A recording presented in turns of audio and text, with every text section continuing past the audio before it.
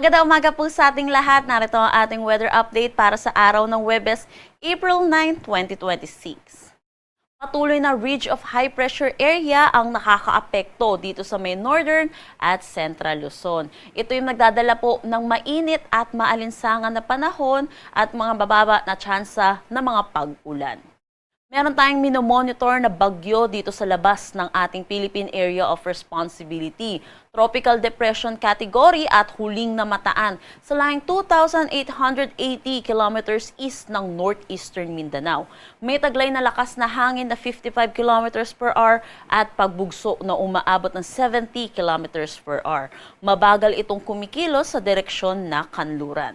Para naman sa ating forecast track, posible itong pumasok ng ating PAR next week at hindi mababa naman po yung tsansa ng landfall scenario para dito sa bagyong ito. Pagpasok po niya ng PAR, ito ipapangalanan po nating Kaloy at sa kanyang direksyon, posible itong kumilos pahilaga kaya hindi din po talaga natin nakikita ang landfall scenario. Pero sa ngayon po, mataas pa po ang uncertainty dito sa track na itong bagyo pong ito. Posible din po ito mag-reach ng typhoon category kaya hindi rin natin inaalis ang posibilidad ng intensification into a super typhoon category. So ugaliin po natin tumutok sa updates ng Pag-asa, lalong-lalo na po dito sa ating binabantayan na bagyo. Para sa magiging panahon natin ngayong araw dito sa Luzon, inaasahan po natin buong Luzon ay makakaranas ng mainit at maalinsangan na panahon.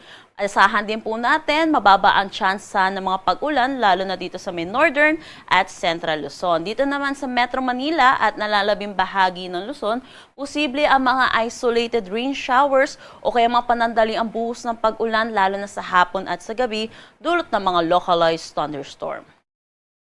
Agwat ng temperatura para sa Metro Manila, 22 to 34 degrees Celsius, Lawag, 24 to 33 degrees Celsius. For Tuguegarao, 24 to 36 degrees Celsius, Baguio, 16 to 26 degrees Celsius.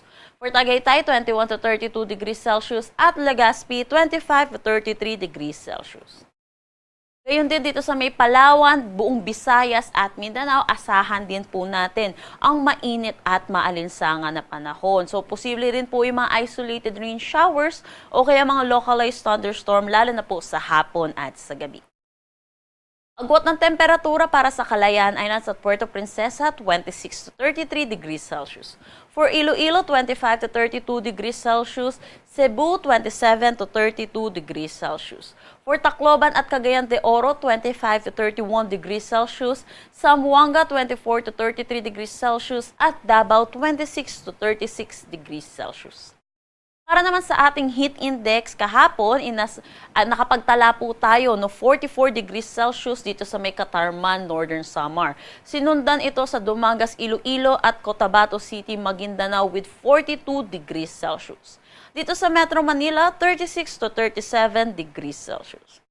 Para naman sa ating forecast ng heat index ngayong araw, posibleng pinakamataas po nating maitala ay 42 degrees Celsius. Dito pa rin ito sa may Dumangas, Iloilo at Cotabato City, Maguindanao.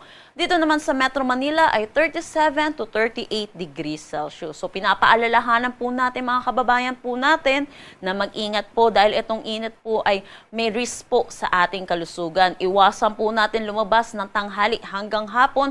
Kung hindi po natin maiiwasan ay magsuot po tayo ng light colored shirts, magdala po tayo ng pananggalang sa init katulad na ng payong at uminom po tayo ng maraming tubig. Wala naman tayong nakataas na anumang gale warning sa anumang seaboards ng ating bansa. Ang sunrise mamaya ay 5:47 AM at ang sunset mamaya ay 6:09 PM.